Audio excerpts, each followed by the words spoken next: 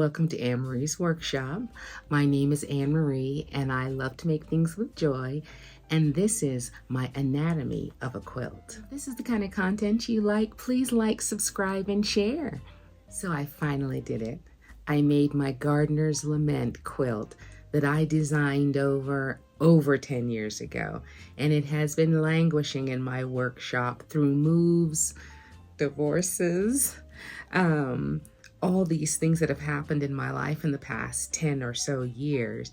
And because I included it in my 9 makes last year and this year, I was committed this year for me to finish it.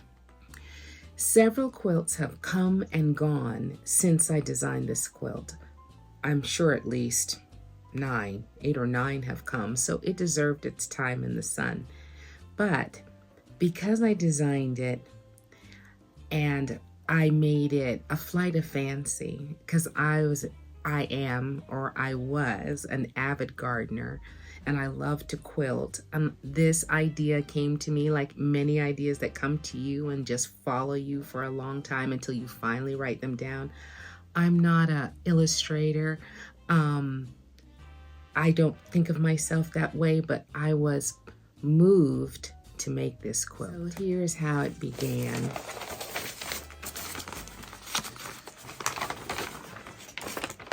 On this oversized graph paper. I just thought of this. Bear with me.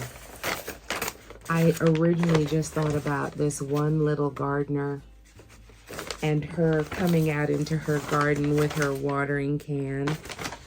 And, I wonder if I even included the watering can.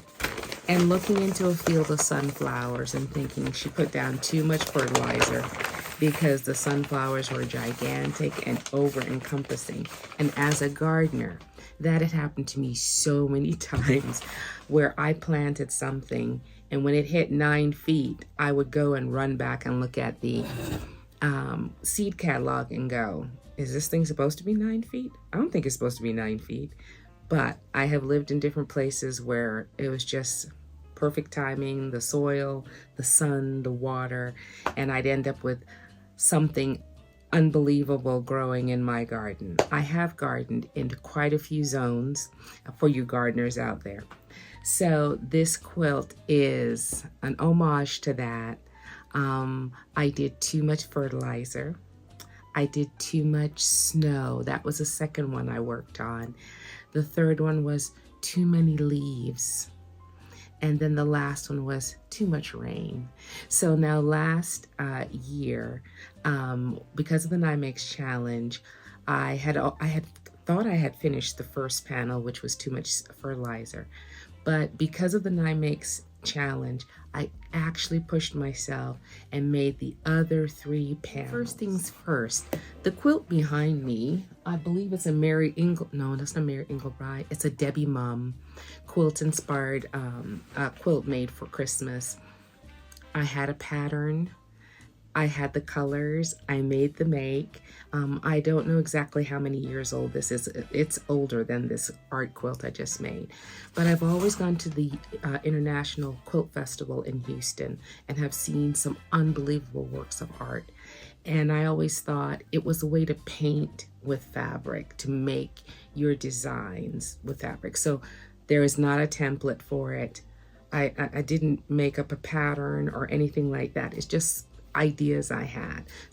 But what it did for me is it gave me a multi-layered quilt. So my first step was to piece it onto some muslin. Second, I did some satin stitching. I also did some embroidery stitches. I also did some machine embroidery, which was the next level. And then after that, I did stitching all 3 layers together, the top, the batting in the center, and the back. So I do it in a certain way so that I can manage it, because my machine does not have a wide base. So I have to manage it. So I used the philosophy of a book in order to come up with my technique for making very, very large quilts on a very regular size machine. Crazy Shortcut Quilting was my inspiration. This book emphasizes you making smaller pieces of quilting with decorative stitches, including the back. And then, so by the time you're finished with your block, you have already quilted it, and you've already pieced it, quilted it, top quilted, and you leave the edges loose to be attached. So the technique basically is, as you add your blocks together, you cut your fleece or whatever stuffing you're going to use in between your top and bottom layer. You're going to have them butt up against the other fleece, but not overlap, inside the seams. So you would be sewing one piece, one top layer to another top layer within your seam allowances, but within that, underneath, your fleece would be butting against each other. They would not be overlapping and being stitched together. Let me show you how that works.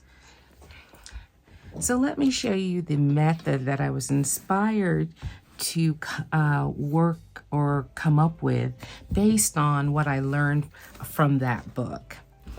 I would make, this is my backing fabric. This is what's going to be on the back of the quilt. This is my fleece. I hope this neon does not scorch your eyes, but this is my fleece lining. Sometimes I use flannel, sometimes I use cotton batting, and sometimes I use fleece.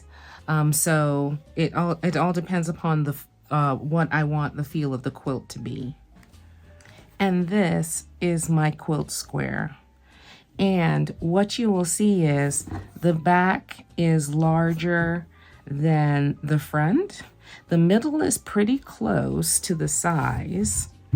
And how I would assemble this is, because this is so much more manageable and fits underneath my underneath my machine, I am able to use with my free motion needle, I'm able to go in and quilt as much as I want with this manageable piece of fabric, this manageable quilt square, but I always stop short of about 1/4 inch or my seam allowance of the edge of the quilt square.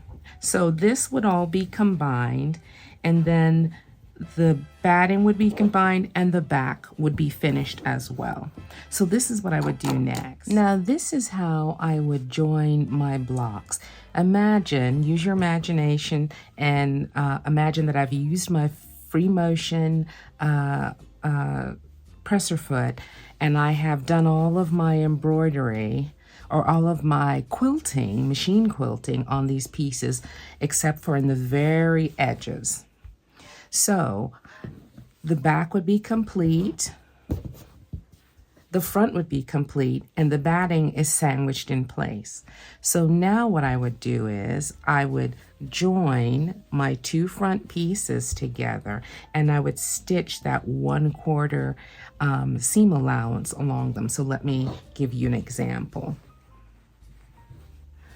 I would not be attaching the batting, not at all. I would be stitching the front piece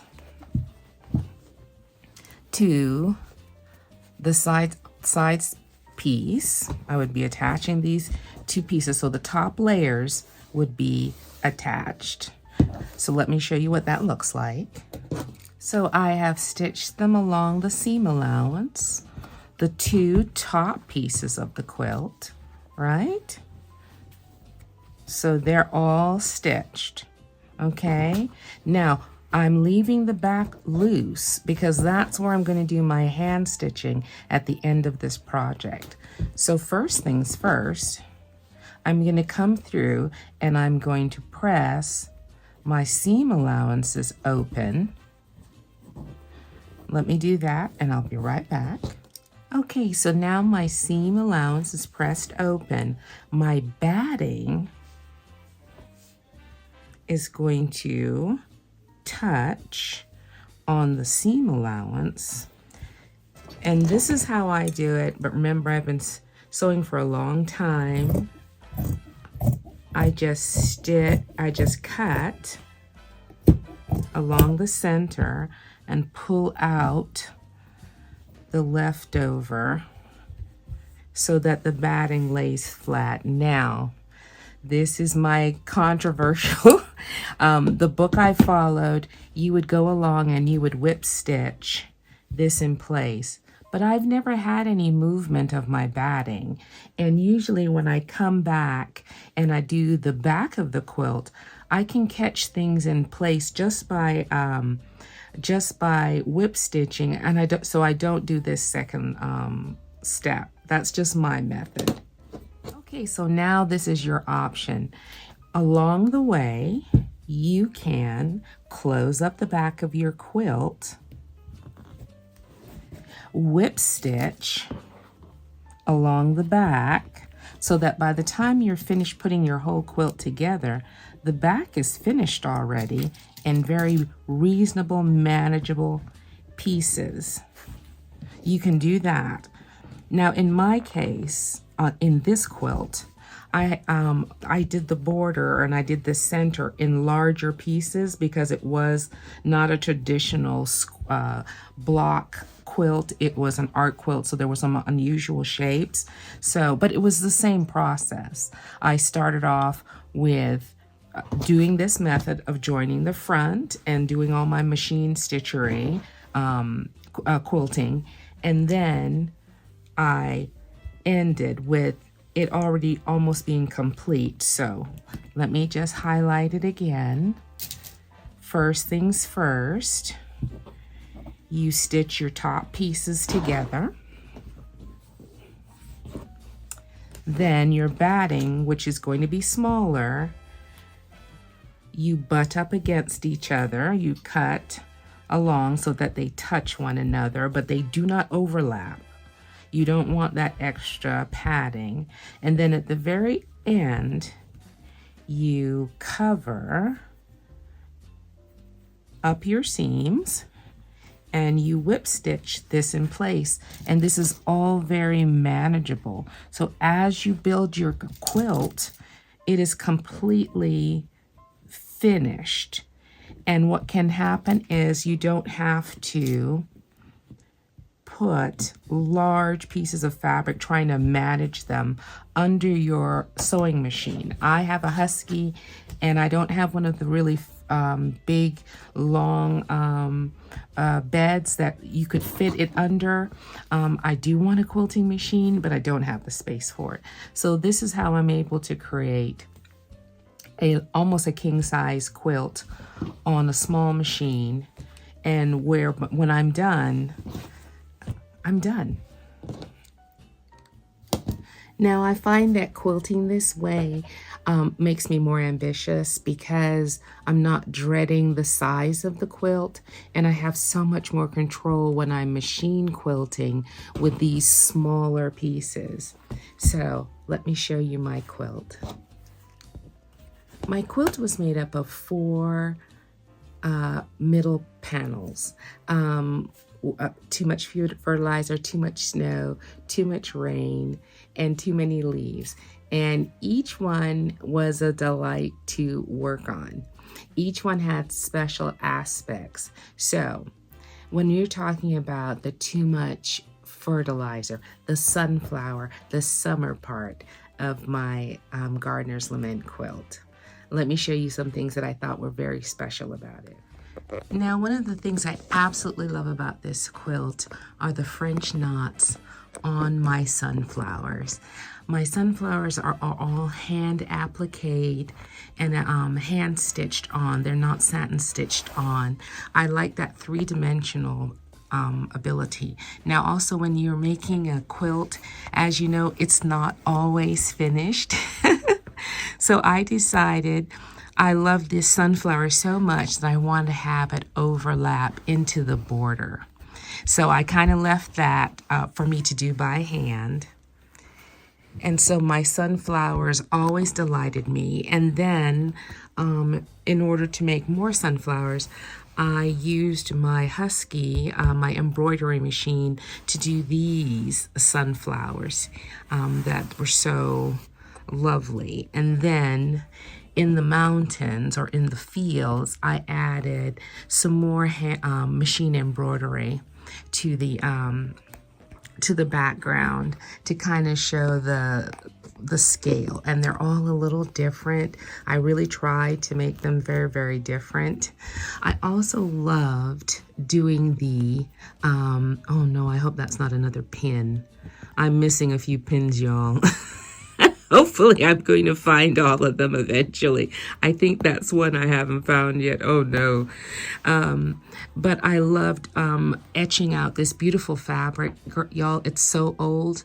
I can't even tell you how long ago I got it, so I can't tell you where to go and get it. But I used my machine with the free motion foot to outline the clouds.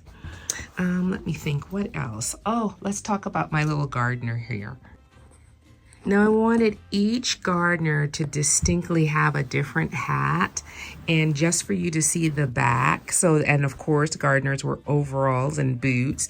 So this is kind of a pseudo denim fabric, and this is a tie-dyed cotton that I used for the t-shirt. I liked the design. I liked the knobbly elbows. And then, of course, some of my favorites is that each one of the sayings is done in a different font. This Too Much Fertilizer was hand appliqued. And, you know, you see, guys, doesn't matter how long, I'm still finding stuff on it. And it was done in a freeform font that I cut out 10 years ago. Now, as I said, I had finished that very first panel most of it finished almost 10 years ago. So when I came back, I was a different kind of quilter or planner. So I had mapped out last year with the 9 Makes Challenge to do the other 3 panels. I thought I was going to finish it, but I just didn't finish it. So this is kind of the technique I used to figure out it's the same landscape, but she's just going to change her clothes. So by, 10 years later, I have a lot more fabric in my stash. So I was able to shop in my quilting stash and find different backgrounds that made Too Much Rain. And so it worked out so well. What a difference a decade makes. So I wanted a kind of grayish sky with large raindrops and then smaller raindrops, covering the upcoming flowers and the grass starting, and a gardener going out in her yellow slicker and red boots and viewing her garden and what needs to be done this year.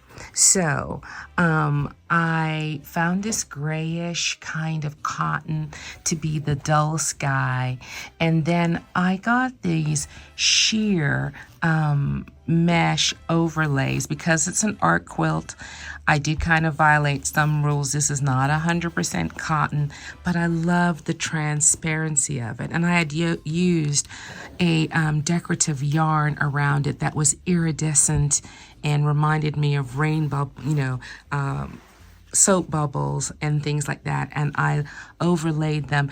This is a double layer of mesh. The first mesh didn't really show up, so I doubled it to get this effect. And then this is a painted cotton that I got at the International Quilt Festival over 10 years ago, and I was deciding about whether to use this side or the opposite side, and I went with this side because they were painted. And then I applicated small raindrops coming down in a silver gray and an iridescent, more of that iridescent yarn.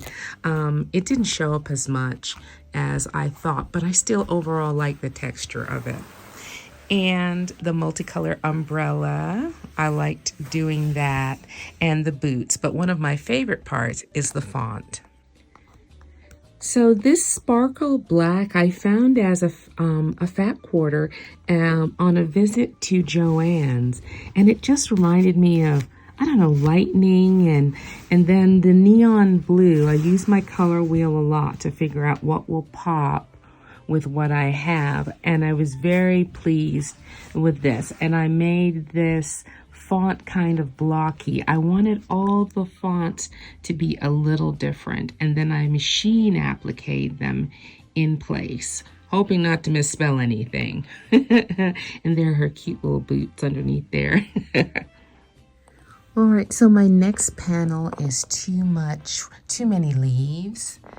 And one of the things I love the most about quilting is that sometimes a fabric will take you back to a time. A dear friend gave me this fabric, I believe, when I was pregnant with my last child. She was a quilter as well. And so the swirls reminded me of the winds in the fall. And I thought that that would be a wonderful homage to her. These other fabrics were found in different places over time. I loved doing I love these leaves. I hand satin stitch and applique these leaves, and I think they came up very nice. I think I'm going to add a little something here that overlaps because I made a mistake.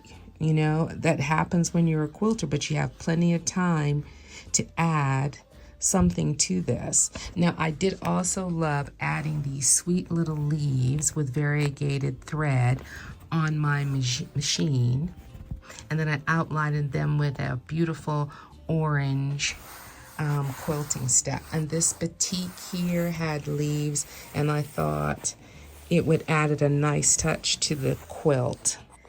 Now here's my intrepid gardener with her scarf and her boots and her denim jacket. And I really loved how this came out. I love this font as well. I like the yellow with the orange. It kind of gives it a neon glowing feel to it in the fall. There were so many fabrics in here that brought back so many memories. These pumpkins, I think I made something for my daughters when they were very young. And so the only thing I'm looking at now is I'm kind of wishing I had done the borders. I had quilted them, but they're so close to the end of the quilt, I can go back and change my mind. Because the thing is, I wanted it to stay white with the yellow glowing through and the orange glowing through on this side of the quilt. So I think I'm going to go back and add, because quilts are never really done. Now this panel is Too Much Snow. I believe I picked up again on this panel on one of the summer trips I stayed when I came to stay with my parents. And I think that's when I did all of these snowflakes. This snowflake down here, this is a new one. That was inspired by a snowflake I saw last year. And this little one with the hearts is also. Now I top stitched them because I'm going to go back and feather around the edge, like pull off the strings to make them kind of, well, flurries. All right, I also added some machine snowflakes, some hand stitched snowflakes around the place, and then I put little tiny snowflake dots with my machine all over. And oh, these fabrics have been from so many different places. So let's talk about my little girl here. Now, who doesn't like a red woolen coat and a furry red hat with a nice big pom-pom on the top and some beautiful black boots? And so this time the font is Too Much Snow, and I found this really cool birch fabric, and that's what I used for the Too Much Snow. So I just like the whole effect of it. Now these borders are recent, and I just used a scribble pattern on my free motion quilting here. I love this boutique batik with this light shining through, and I decided I was going to use that for my inner borders. And then I had to create my center medallion with the burnt sun and the rainbow covers. Now these are recent. See what I mean? I think I'm going to go back and I'll probably do it by hand and hand quilt the white. I think I'd like that effect. But this was so much fun to make. Figuring out, I used my Maryland Daphne circle wedge to make the all the aspects of the rainbow in the center, and I like how it came out. Now, as for the edge borders, I'm not exactly sure when I completed the Rising Sun and Moon Crazy Quilt pieces. I believe before 2016, because all of the fabric is Kona cotton and the stars and the things like that.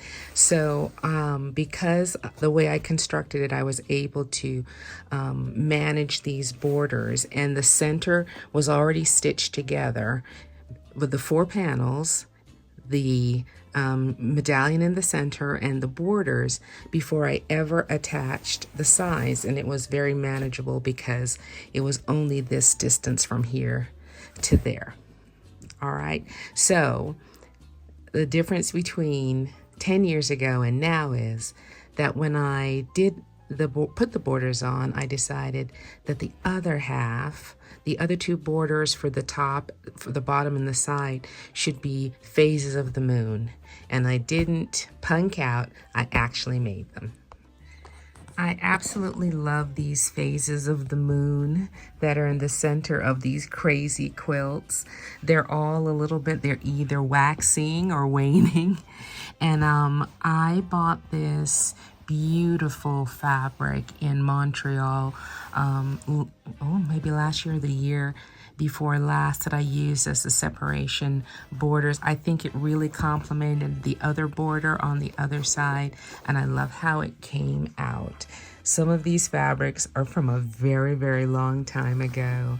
Some are brand new, but overall, I'm very, very pleased with how it came out. And my border is just a black cotton bias border, and there's my plaid fabric underneath. Now, if you have stayed till the end of this video, thank you so much for coming along. I feel some kind of way. It's like my grand opus. It's something that I started, like I said, over 10 years ago, but I can still see the influences from all of the quilting guilds.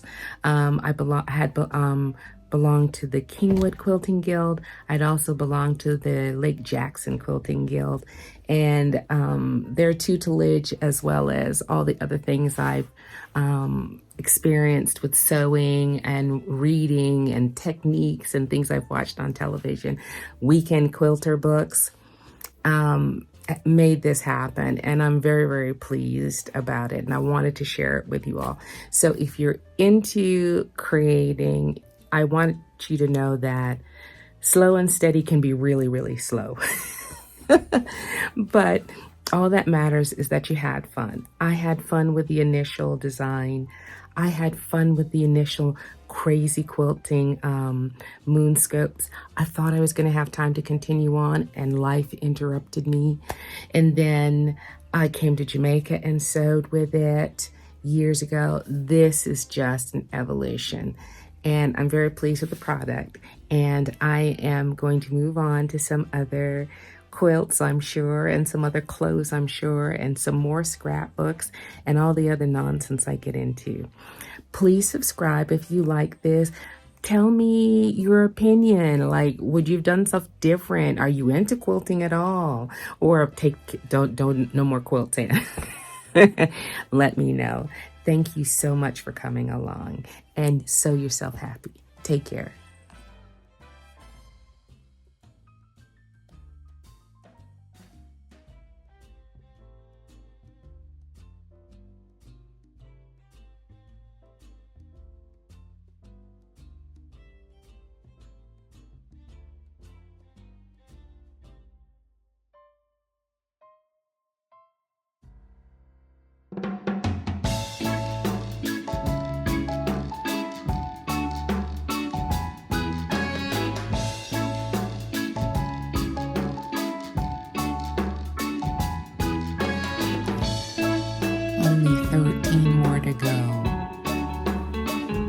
designed this thing.